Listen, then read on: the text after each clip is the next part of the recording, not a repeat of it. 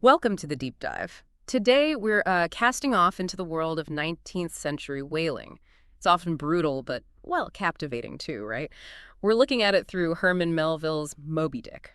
That's right. And when you think about whaling ships, maybe grand adventures spring to mind. A bit of old world romance, perhaps. Exactly. But what we want to do today is sort of navigate beyond that, get into the gritty realities these guys face chasing those massive whales. Precisely. We've got some fascinating bits from Melville's book descriptions, dialogues, even small observations that seem almost tangential at first. But they all give us a kind of porthole view, don't they, into this really unique way of life. They absolutely do. So our mission, if you like, isn't just retelling bits of the story. It's more about hauling up some real insights about their daily lives, their beliefs, even their psychological state. Moving beyond just the plot summary. Okay, so let's get straight into it. Something really practical. Light and cleanliness on board. You might picture these ships as just dark and, well, filthy. Right. But Melville paints a more nuanced picture. He contrasts them sharply with, say, merchant ships. Ah, okay. How so? Well, on a merchant ship, oil for lamps was super precious. Sailors often worked in the dim. Makes sense. But a whaler, their whole job was getting oil. So they had tons of it, relatively speaking. Right. Melville actually describes whalemen just casually grabbing lamps, sometimes just old bottles, and filling them up straight from the try-works. Like popping down to the corner store, as you said earlier. It's quite the vintage. And this wasn't just any old lamp oil. This was the pure stuff, right from the whale. He calls it sweet as early grass butter in April. Amazing detail. And that freedom, just using this valuable stuff for basic light, tells you a lot about their immediate world. Dominated by processing whales, turning blubber into oil. Which, of course, brings us to the less glamorous side, the mess. Oh, yeah. The sheer visceral mess. Imagine the deck after they'd processed a whale. Just slick with blood and oil.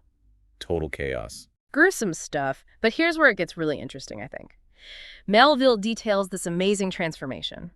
After the butchery. They cleaned up, using the whale itself. Exactly. Sperm oil and this strong lye made from the ashes of burnt whale bits became their cleaning supplies. Wow. That's incredible resourcefulness, isn't it? Yeah. A really potent cleaning agent made from the source of the mess itself. Yeah, Melville notes how the decks got this almost unbelievable whiteness after what they called an affair of oil, scrubbing the sides, the tools, even the try-works. It feels almost ritualistic, not just about hygiene, maybe. Yeah. Imposing order on the brutality, a fleeting attempt at domesticity. Could be. And then right after this intense cleaning, this almost funny shift happens. What's that? The crew on this spotless deck starts pacing around, talking whimsically about elegant parlors, plush sofas, even taking tea by moonlight on the forepetal. Seriously, after all that gore and scrubbing. Yeah. It's like they're trying to consciously escape the reality of it all, focusing on these comforting domestic things. That contrast is really key, isn't it? The push and pull, grotesque labor, then these brief, almost dreamlike moments of wanting normalcy. But as Melville quickly points out, that cleanliness, it never lasted. Of course not, because they were whalers. Precisely. Next minute, they're back up the masthead, scanning the horizon for more whales. And one catch means the whole ship gets soiled all over again. Right. Melville says they've barely buttoned their clean shirts when there she blows, echoes out, and the whole cycle starts again. He calls it man-killing, but then sort of resignedly says this is life for them. Wow. That constant tension. It must have shaped everything, their whole outlook. Absolutely. Which kind of leads us beautifully into something less practical, more symbolic, the doubloon. Ah, yes, the gold coin. So completely shifting gears here, this enigma of the gold coin, Ahab nails it to the mainmast, pure gold. And declares it's the prize for whoever spots the white whale first. Moby Dick. Instantly becomes this huge focal point for everyone, right? And Melville describes it so meticulously. Yeah, pure gold from Ecuador. Images of the Andes peaks, a tower, a volcano, a cock, the zodiac. With the sun in Libra specifically. Exactly. And what's fascinating is how differently everyone reads those same symbols. It's like a Rorschach test. Totally. Yeah. Ahab naturally sees himself everywhere. The peaks and tower are his pride, the volcano, his inner fire, the cock, his courage. Even connects the sun in Libra to storms and his own pain. It's all filtered through his ego, his obsession, a mix of grandiosity and self-pity. Then you get Starbuck, his interpretation. Much darker, more ominous. He sees the dark valley, a veil of death. He sees hope is fleeting, like the sun moving through the sky. Finds the coin wise but sad, wants to leave it alone. Right. "Lest truth shake me falsely," he says. It really fits with his growing unease about Ahab's whole quest, doesn't it? He's the voice of caution. Definitely. He's always the pragmatic one clashing with Ahab's, well, madness. His reading of the coin is totally in character. Then you swing over to Stubb. Huh. Yeah, Stubbs' take is, different. Very different. Pragmatic, humorous. He just sees the zodiac signs as 12 sitting rooms for the sun. No deep meaning. He thinks practical knowledge, lived experience, is better than symbolic stuff. We come in to supply the thoughts, he says, about sailors versus book learners. Almost like we know what's really going on. And then there's Flask, purely practical. Absolutely. He boils it all down to its cash value, $16. Which he instantly converts into 960 cigars. That's his focus. Immediate earthly pleasure. No time for symbols. Then the old Manxman brings in the superstition, Oh yeah, heavy dose. He links the white whale showing up to when the sun's in the horseshoe sign. which he says is Leo, portends danger, based on some old wives' tale from Copenhagen. Shows how much folklore and superstition mattered out there, isolated like that. And Queequeg, he just sees, A button, a shiny button, completely outside his cultural frame of reference. which is wonderful in its own way. And Fadala adds his usual ominous touch. Saying if the coin stays nailed up too long, it's a sign of desperation. Always cryptic, that one. It's just amazing. One gold coin becomes this canvas for everyone's beliefs, superstitions, desires, their whole worldview. A microcosm of the crew's inner landscape. It elevates a reward into this multi-layered symbol. Really shows the complex psychology on board. Okay, let's shift again. Let's talk about actually encountering the white whale, or at least the tales of encountering him.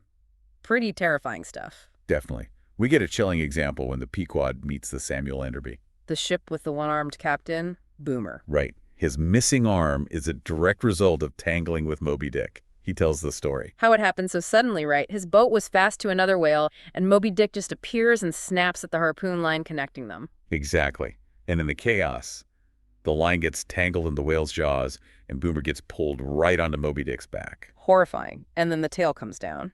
Like a Lima tower, he says. Yeah. Crushes the boat, severs his arm as the harpoon drags him under. Just brutal, sudden violence. What was the mood like hearing that? Must have been intense. You can imagine. Grim fascination probably amplified their own fears about Moby Dick. A very real, tangible reminder of the danger. And then you have the carpenter chiming in about the ivory arm. Yeah, adds this weird, almost darkly funny note. He thinks the ivory arm is against all rule, blaming Boomer for even ordering it. And Bunger's theory, that Moby Dick can't digest limbs, so it's just awkwardness, not malice. Bizarre, isn't it? A strange attempt to rationalize the terror, maybe. But the absolute key part of this meeting is Captain Boomer's decision. Yes, his absolute refusal to hunt Moby Dick ever again. He knows the glory, the profit, but says the whale is best let alone. He's learned his lesson. And that's the pivot, isn't it? Boomer, after experiencing the horror firsthand, chooses survival. He steps back. Which is the complete opposite of Ahab. Totally. Ahab hears this terrifying story, and what does he do? It just fuels his obsession. His first question is, which way was he heading? No hesitation, no second thoughts based on Boomer's experience. Not at all. If anything, the danger, the sheer power described, just seems to solidify Ahab's resolve, pushes him further down that path. It starkly highlights that central conflict, rational self-preservation versus Ahab's all-consuming self-destructive quest. Exactly. It tragically sets the stage for where Ahab is determined to go no matter the cost. Okay, let's turn to something else that was always present on board. The closeness of life and death. Queequeg's illness really brings this home. Yeah, Queequeg, who seems so strong, almost invincible, gets this severe chill working in the damp hold, and he gets sick, really sick, fast. And the crew's reaction is quite striking. They just sort of accept that he's probably going to die. There's a kind of grim inevitability about it in their world, isn't there? Death was always nearby. And Queequeg himself, facing death, has this very specific request. He wants a coffin, but shaped like a Nantucket canoe. It's this amazing blend of his adopted whaling culture and maybe echoes of his own native boat designs. A unique final wish. And the carpenter. He just gets on with it, takes the measurements meticulously, transfers them to his workbench. Totally practical, detached. Just another job. No emotion about building a coffin for a shipmate. But then, things take a turn. Queequeg starts to recover. Unexpectedly, and in true Queequeg fashion, with his wild whimsies, he decides the coffin isn't for dying in anymore. He turns it into a sea chest. Yeah. Starts carving the lid with all these intricate symbols from his tattoos. Melville says they represent his culture's cosmology, but even Queequeg can't fully decipher them anymore. Deep mysteries. That transformation from coffin to sea chest, death symbol to life container, is incredibly powerful. Speaks volumes about his resilience. And Melville makes a point of Ahab's reaction to Queequeg and his tattoos. He calls it a devilish tantalization, seeing these unreadable mysteries. It reflects Ahab's frustration, maybe his resentment, towards anything he can't understand or control.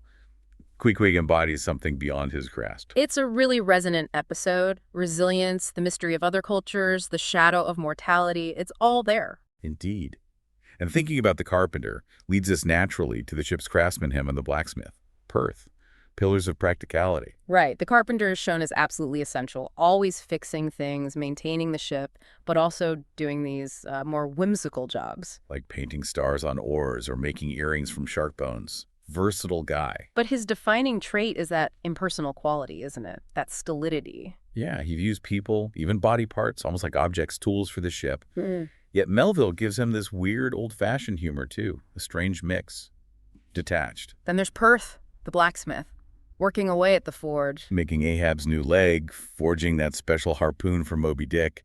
Hard physical work. And Melville gives him that backstory, the bottle conjurer tragedy, as a layer of sadness, lost hope, beneath the practical skill. You know, that detail about him sneezing from the bone dust while working on Ahab's leg?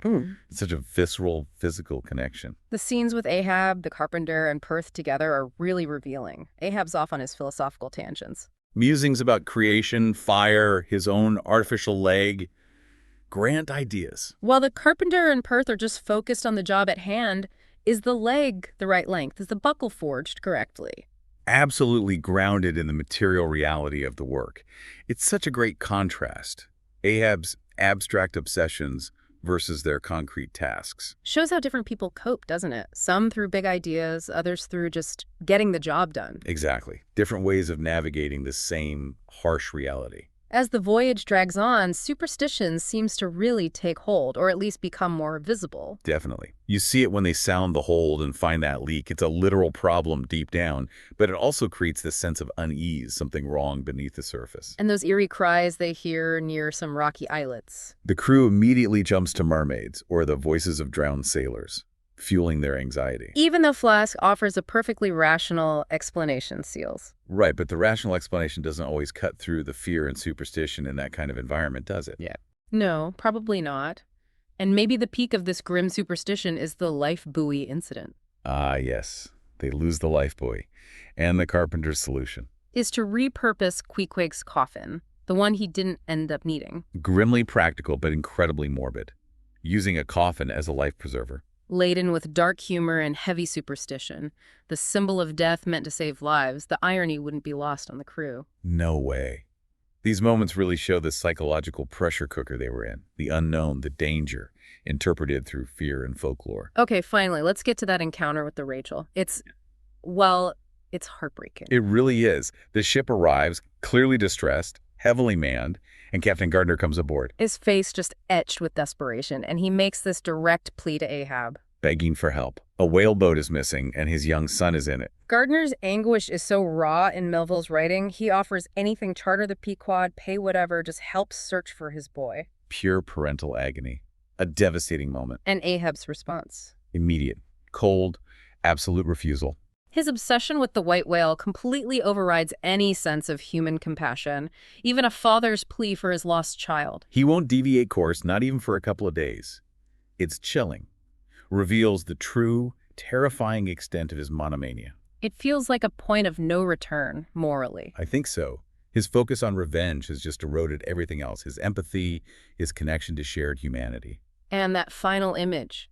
The Pequod sailing on, leaving the Rachel to continue its lonely, sorrowful search. It's stark, a tragic illustration of where Ahab's obsession leads, the human cost of it. A profoundly disturbing picture of how a single-minded quest can just obliterate everything else. Precisely. It leaves you with a very unsettling feeling about the destructive power of that kind of fixation. So as we kind of wrap up this deep dive into whaling life via Moby Dick, hopefully we've gone beyond just the adventure story. I think so. We've seen it was this complex, often brutal mix, backbreaking work, moments of connection, constant danger. The superstition, the different ways people interpreted things, that was striking too. And that huge contrast between Ahab's single-mindedness and how the rest of the crew reacted. Yeah, the real aha moment, I think, is seeing their rich, sometimes contradictory inner lives of these whalemen. They weren't just stereotypes. They were complex people dealing with incredible hardship, their own beliefs, the constant presence of death, each in their own way. It really makes you think, doesn't it, about obsession versus compassion. What drives someone to that kind of singular focus like Ahab's? And what are the costs? Not just for them, but for everyone around them. It's a heavy question to chew on after looking at these passages. Definitely something to mull over. Absolutely. Yeah. And look, if this quick look has sparked your interest in whaling realities or Melville's characters, we'd absolutely encourage you to tackle the full book, Moby Dick. Or maybe explore some actual historical accounts of whaling. There's so much more there. For sure. Well, thanks for joining us on this deep dive. Until our next exploration.